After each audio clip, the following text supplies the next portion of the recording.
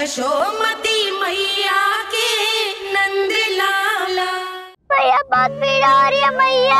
हाँ नन्ना, तू घर चल, मैं तुझे औषधि लगा दूंगी। हल्दी का लेप लगाऊंगी ना, झट से ठीक हो जाएगा। चल चल।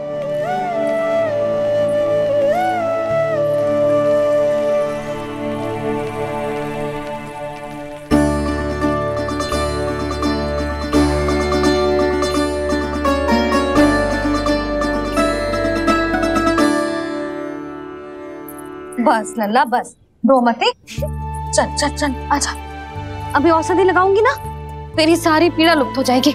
आजा आजा, बैठ जा लल्ला। अभी आई मैं। हाँ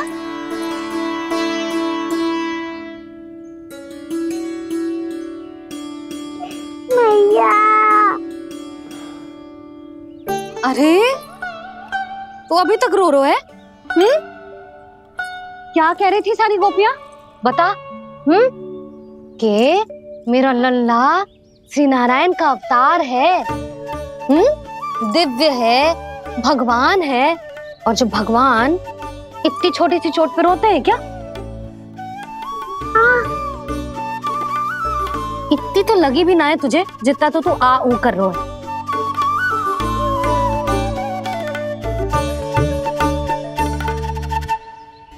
आओ ना करूंगो, आप ऐसे दुलार थोड़ी करोगी। ओहो, वृंदावन का गौपालक जो इतनी छोटी सी चोट पे रोता है ना, गोप बालकों का मुखिया इतनी छोटी सी चोट पे रोता है। मेरा लल्ला तो सबसे शक्तिशाली है, जो इतनी छोटी सी चोट तो क्या बड़े बड़े राक्षसों से भी ना घबराता है। हाँ, एक बार में सबको समाप्त कर देता है कि ना? हाँ मैया, यदि कोई राक्षस वृंदावन की ओर टेढ़ी दृष्टि करके आएगा तो सबसे पहले कान्हा को सुरक्षा में खड़ा पाएगा, फिर चाहे जो बाल बन के आए या बगुला बन के।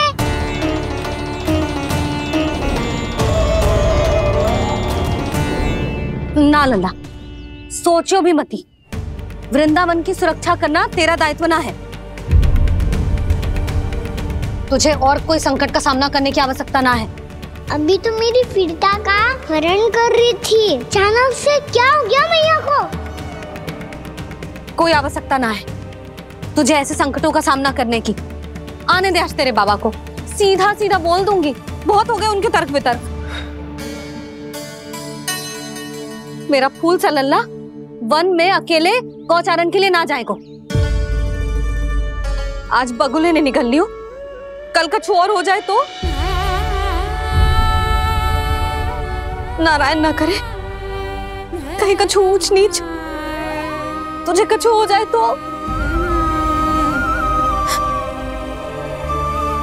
मैं तो जीते जी मर जाऊंगी।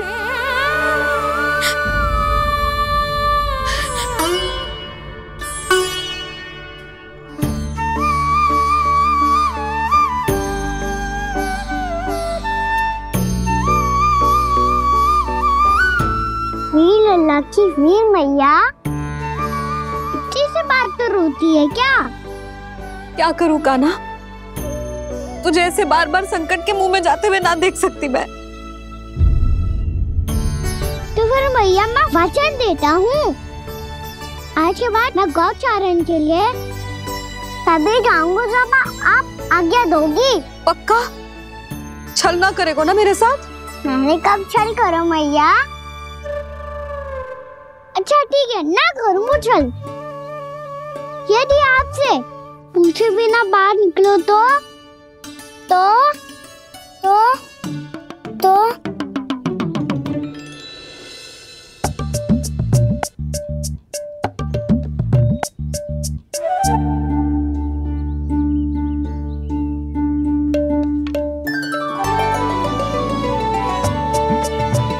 ये रही आपकी छड़ी और ये रही मेरी पीठ। ठीक, देना तापड़ तोड़। ठीक है, जब तूने अपना दंड निर्धारित कर ही लियो है तो सोच ले, अब अगर तूने मेरी बात ना मानी तो तोड़ तोड़ छड़ी पड़ेगी, समझ आई?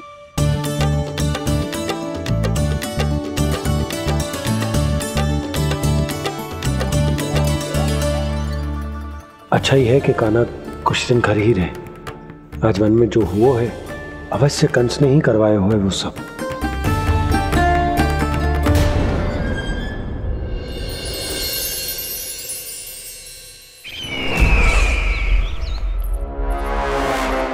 आपका ये धनुष तो सबसे अधिक शक्तिशाली था महाराज, ये कैसे टूट गया? कहीं ये बकासुर की पराजय का संकेत तो?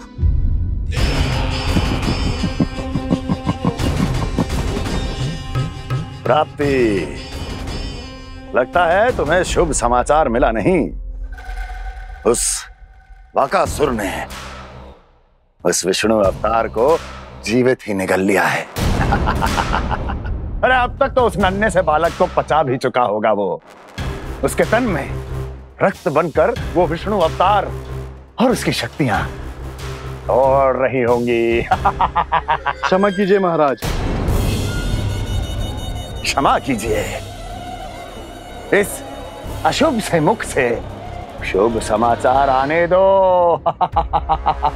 माथे के बल को ढीला करो, चेहरे पर मुस्कान लाओ और कहो, महाराज, वृंदावन में मातम फैल चुका है। मैं ऐसा ही करता महाराज, यदि सूचना सत्य होती तो।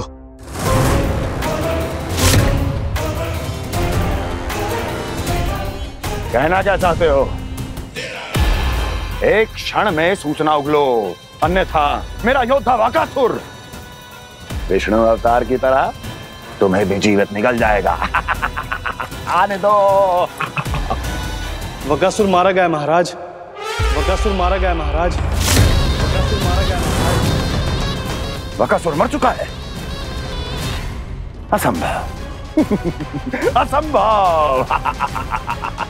बकासुर ने उस बालक को निगल तो लिया था, पर उसकी सुरक्षा करने के लिए सभी देवता वहां प्रकट हो गए, पर फिर भी कोई बकासुर का सामना नहीं कर पाया। और फिर क्या हुआ? वो बालक स्वयं ही बकासुर के उदर से बाहर आ गया और उसकी चोंच तोड़कर उसकी हत्या कर दी।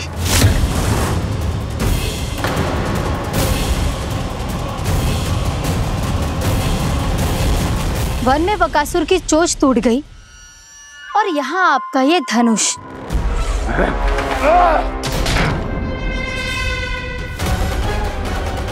केवल नहीं टूटा तो आपका ये भ्रम महाराज।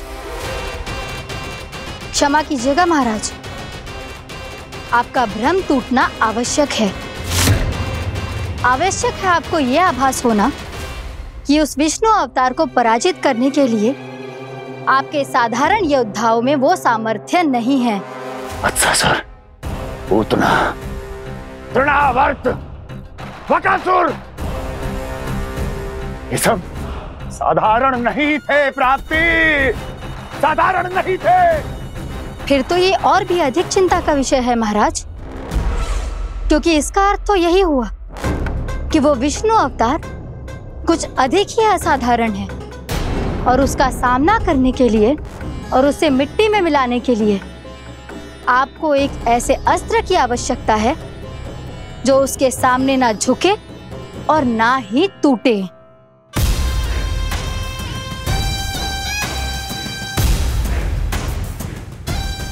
तो फिर मैं ऐसा ही असत्र ढूंढूंगा, चाहे आकाश पाताल एक क्यों ना करना पड़े मुझे, 10 दिशाएं 14 भुवन क्यों ना नापने पड़े मुझे।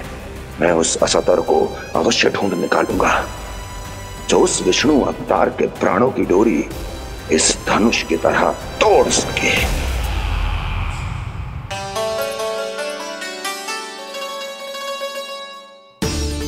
थैंक्स पापा, मैंने मैया को वचन दिया है कि जब तक नहीं चाहेंगी मैं वन नहीं जाऊंगा, इसलिए आप मुझे मारने के लिए कोई शक्तिशाली असुर ढूंढने में व्यस्त रहो। कुछ दिन तब तक मैं व्यस्त रहूंगा अपनी मैया की सेवा करने में।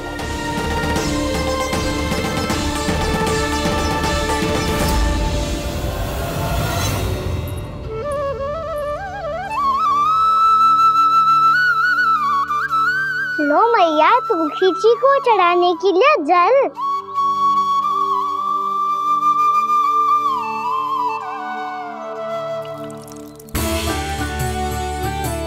लो मैया, और आटा।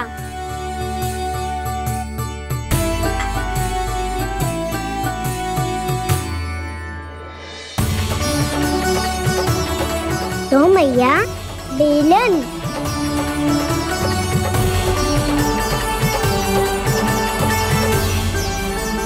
ले, तनिक खा ले।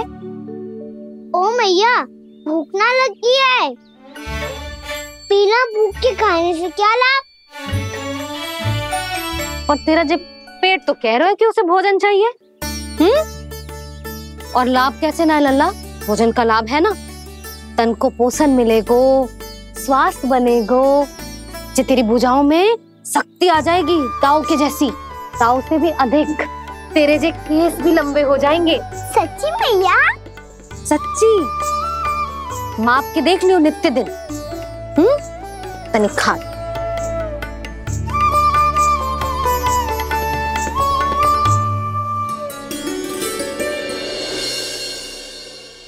मान के मैया का कहना, छक के भोजन खाते हैं,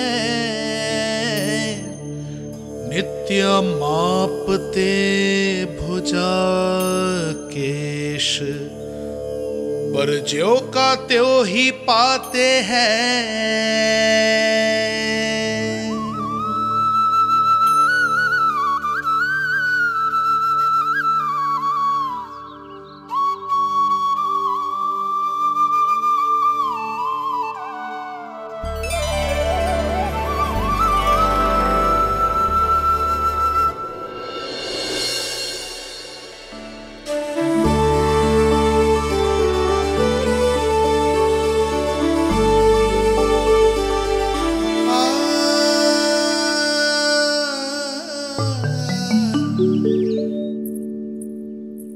ले लल्ला, फल खा ले। ना, मुझे ना खाने फल वल। क्यों? लंबे केस और शक्तिशाली भुजाएं ना चाहिए? व्यर्थ है ये सब। पिछले 10 दिनों से देख रहा हूँ, ना केस लंबे हुए हैं, ना भुजाएं शक्तिशाली बनी है। 10 दिन में का चुनाव होने वाला। 10 सप्ताह ऐसे खाएगो ना, तब जाके कुछ बदलाव दिखेगो। समझ आई? चल अब खा ले। वैसे भी मुझे बहुत सारी तैयारियां करनी है आज। इसीलिए मैया, एकादशी के व्रत के लिए लल्ला। सुनो जी, सारी सामग्री आ गई? हाँ, तुमने जो कही थी सब ले आए हूँ।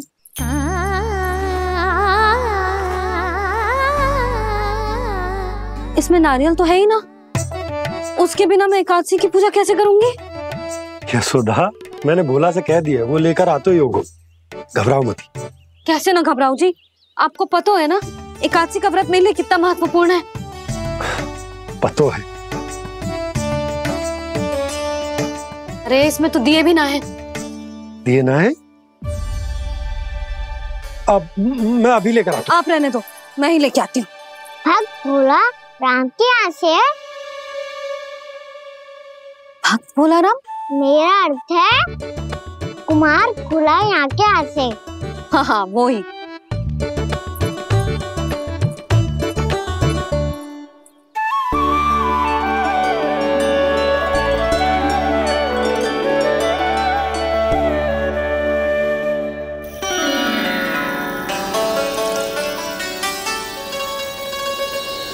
श्री हरि, श्री हरि, मेरे श्री हरि।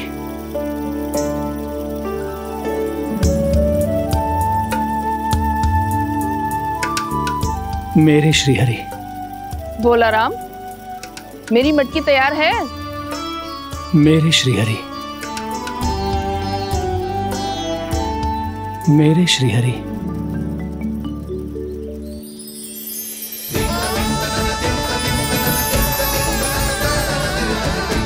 भोला राम,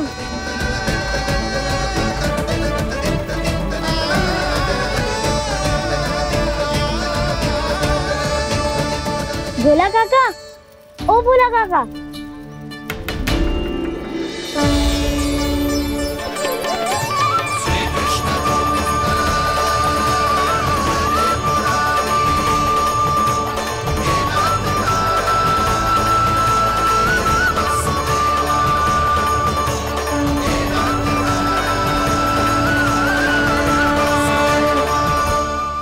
अरे श्री हरि प्रसन्न हो गए, मेरे श्री हरि आ गए, मेरे भगवान आ गए, मेरे श्री हरि आ गए, मेरे भगवान आ गए, मेरे श्री हरि आ गए, मेरे भगवान आ गए, मेरे श्री हरि आ गए, मेरे भगवान आ गए, मेरे भगवान आ गए, मेरे घर मेरे भगवान आ गए।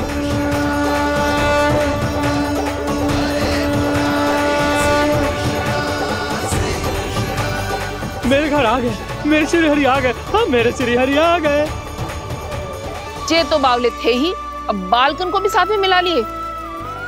उज्जवल क्या कर रहा है? अरे ठहर जा भोला।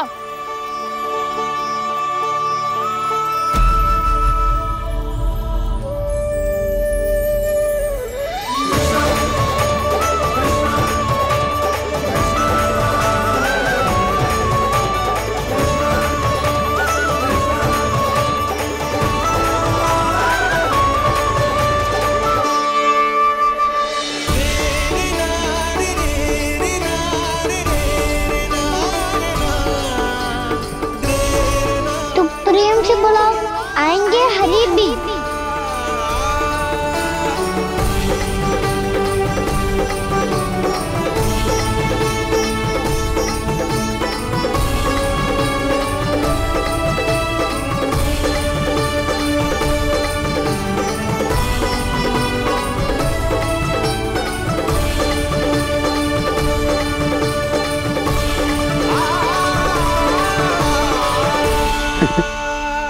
क्या वो गाना? किसकी धुन में झूम रहा तू? निर्मल निशा भक्ति की धुन में।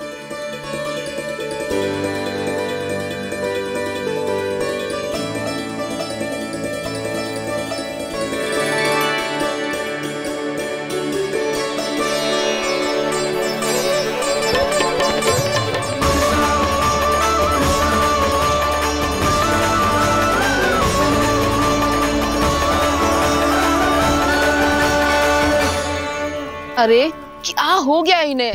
पावले हो गए हैं क्या? ठहरो, कोई आवश्यकता ना है ऐसे बावलों की तरह नाचने की।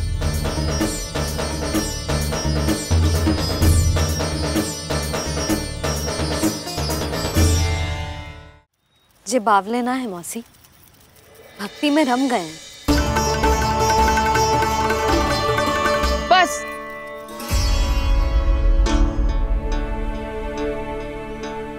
हम सब कब से खड़े हैं यहाँ, पर तुम्हें कुछ ध्यान ही रहा है।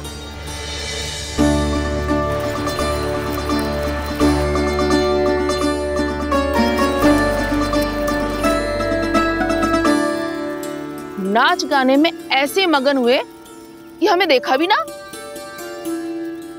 मुझे नाचते हुए देख मेरे श्री हरि को इतना आनंद आ रहा था कि मैं अपने आप को रोक नहीं सका।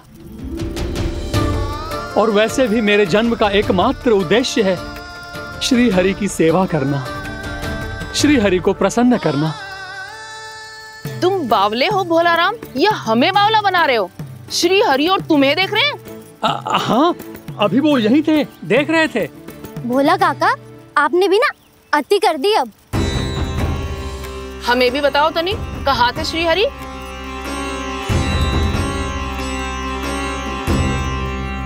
ना जाने अपना उपहास करवाने में क्या आनंद आता है इन्हें। देखो, अब तुम सच मानो या झूठ, लेकिन हमरे श्री हरि यहीं थे, इसी चाक पर अभी। हाँ, लो सुन लो इस मूर्ख की बात। श्री हरि को और कोई स्थान ना मिलो जो इसके मिट्टी के चाक पे आकर बैठेंगे। श्री हरि को और कोई स्थान ना मिलो जो इसके मिट्टी के चाक पे आकर बैठेंगे। श्री हरि को और कोई स्थान न मिलो जो इसकी मिट्टी के चाक पे आकर बैठे। जैसी मैया भैंसो ही लल्ला, दोनों का कुछ पता ही ना चलतो, कब किस बात पर प्रसन्न हो जाए और किस बात पर रुष्ट। अरे मैं भला असत्य क्यों बोलूंगा? अभी अभी यही थे श्री हरि। हाँ